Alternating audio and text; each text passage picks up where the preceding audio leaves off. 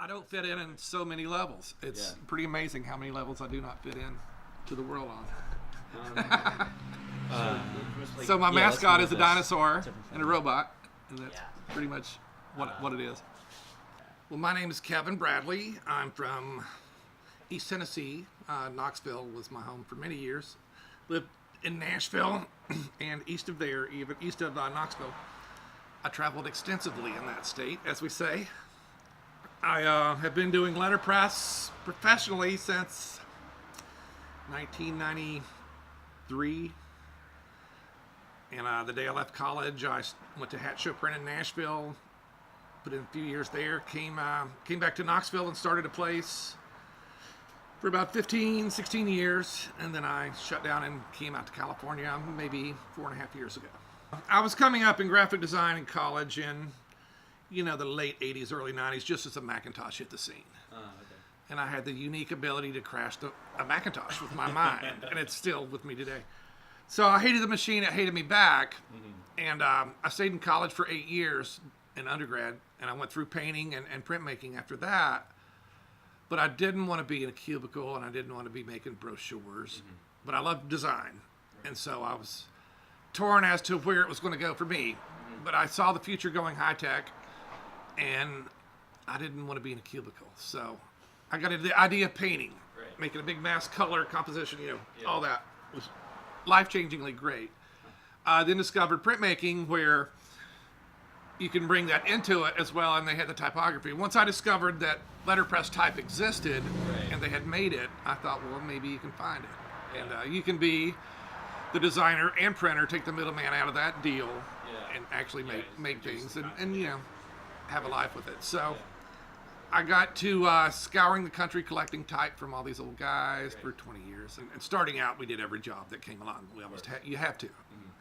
Now I can be more selective because I just, I know what everything is. Right. We learn to see around curves. And when you're 50, you can see what's going on over there. I don't have to walk over there and deal with it. I know where that's going. I can go over here. So it's one of those things. But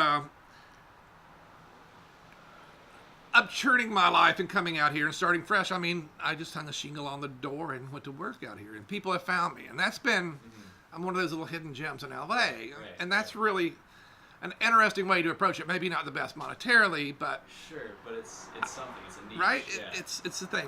This doesn't happen in LA, so I saw a niche, a place for me, but it's just brutal. It's just brutal.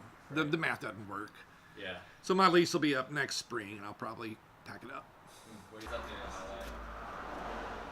LA? So this is, how illustration starts. It's a piece of wood, right? And we carve it backwards, print it forwards. So in this project, we took it, we had to scan it and clean it up a bit and reduce it into a record cover.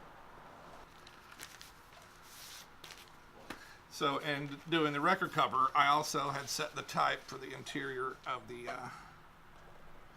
project.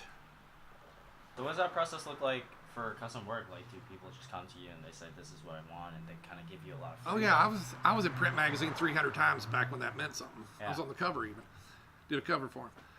What I've learned to say is no, and that's a lot of power in that. Yeah, to say no is tricky, but I've learned to say no to just jobs that don't allow me to do what I do. It's like, I'm going to hire you to write a song, but I'm going to tell you every word to use in that song. What's the point of me hiring you to write that song? I already have it written, right? So it's just, you got to find that relationship where you can work with your client. I want everything to be what it can be. Nothing I hate worse than having to do a little thumbnail drawing in 2 minutes and be stuck to it. Right. I mean, what's the point of us even existing if that's the parameter we're dealing with? So I want everything to have a chance to be new and fresh. And even though I'm using the old stuff, I'm trying to make something new with it. And we have clients, we do work, but when we don't have clients, what do we do? And being here in California, there's a lot of downtime for me without having any clients, so I make art. Yeah. And I've sold a reasonable amount off my walls. Enough, yeah. I really have, enough to make it worthwhile. And I'm sitting on, that's the artist bank account is how many paintings you got in the basement, right? So do you ever do gallery stuff? Yeah, so Yeah. we'll start doing some of that. But the model for all that's broken out here in the city too. I mean, Right. the gallery wants half of your sales. That's crazy. They want half my sales out of my shop even, and I'm just unwilling to do that. Yeah. Because I don't need them. I pay the same rent they do, and I have a gallery in Santa Monica. There you go. You should have little events.